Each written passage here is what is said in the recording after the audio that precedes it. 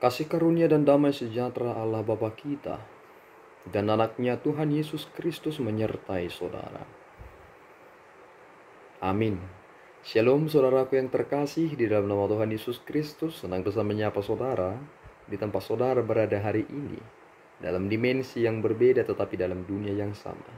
Sebagai insan yang diciptakan untuk Tuhan, sebelum melakukan rangkaian aktivitas kita pada hari ini, marilah kita mengawalinya dengan mendengarkan firman Tuhan. Shalom, Ora Tamang Dota Minang. Ayat harian kita diambil dalam Roma 8 ayat 15. Demikian bunyinya. Sebab kamu tidak menerima roh perbudakan yang membuat kamu menjadi takut lagi, tetapi kamu telah menerima roh yang menjadikan kamu anak Allah. Oleh roh itu kita berseru, Ya Aba, Ya Bapa. Tuhan Yesus memberkati. Saudaraku yang terkasih di dalam nama Tuhan Yesus Kristus, ini adalah sukat terbesar yang tidak pernah didapatkan oleh siapapun. Tetapi kita menerima sukacita terbesar ini karena kita berada di dalam Kristus. Ini adalah titik berangkat. Jika kita di dalam Kristus, kita menerima roh seperti yang telah dinyatakan di dalam Kristus, sehingga kita semakin mengerti satu hal. Memang dulu ketika kita belum berada di dalam Kristus, kita benar-benar pribadi yang lemah, yang tunduk kepada daging. Mengapa demikian? Hukumnya jelas, dan apa pelanggarannya jelas, sehingga tidak ada upaya yang bisa dilakukan oleh manusia untuk dapat menaklukkan kedagingannya, karena dalam aspek hukum ia terikat.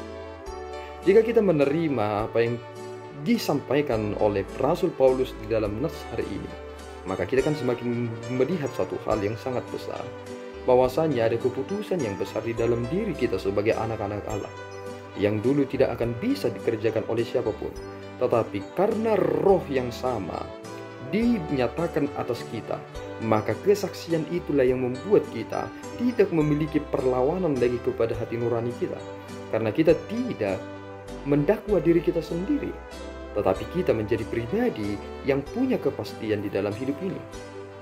Dan segala sesuatu yang kita hadapi dalam kehidupan ini menjadi bagian dari orang-orang yang merdeka.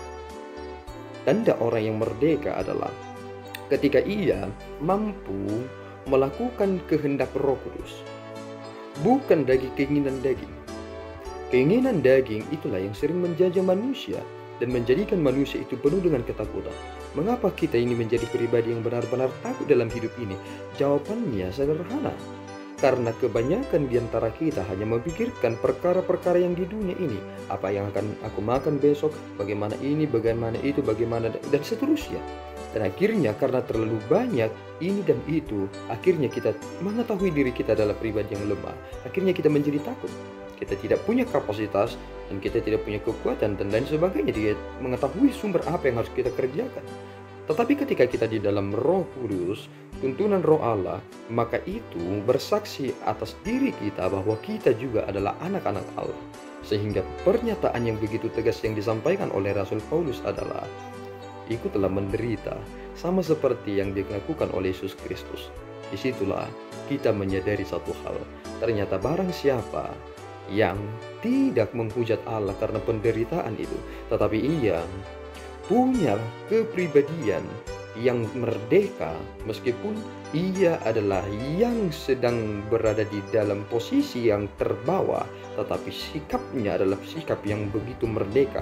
Itulah tanda dia yang hidup dalam tuntunan Roh Kudus. Kekuatan kita adalah ketika kita berseru, Ya Abba, Ya Bapa. Ini adalah kekuatan sejati. Adakah orang yang berdosa mampu mengatakan yang demikian? Sebab hanya anak yang berseru kepada Bapaknya dengan seperti seruan saat ini. Dan jika kita tidak di dalam Kristus, kekuatan apa yang akan kita dapat katakan untuk berseru kepada Allah kita? Dia begitu dekat kepada kita, anak kepada Bapaknya. Hal itu jugalah yang kita terima di dalam Kristus, karena Kristus adalah anaknya, dan di dalam Kristus kita diterima, sehingga kita adalah anak-anak Allah. Kita telah terlepas dari roh-roh perbudakan itu. Kita berani berkata tidak kepada keberdosaan itu. Apakah saudara berani berkata tidak kepada keberdosaan itu? Maka mulai dari langkah-langkah kecil, jangan pernah menerima hal-hal yang bisa mengintervensi saudara, yang membuat saudara berkompromi dengan dosa.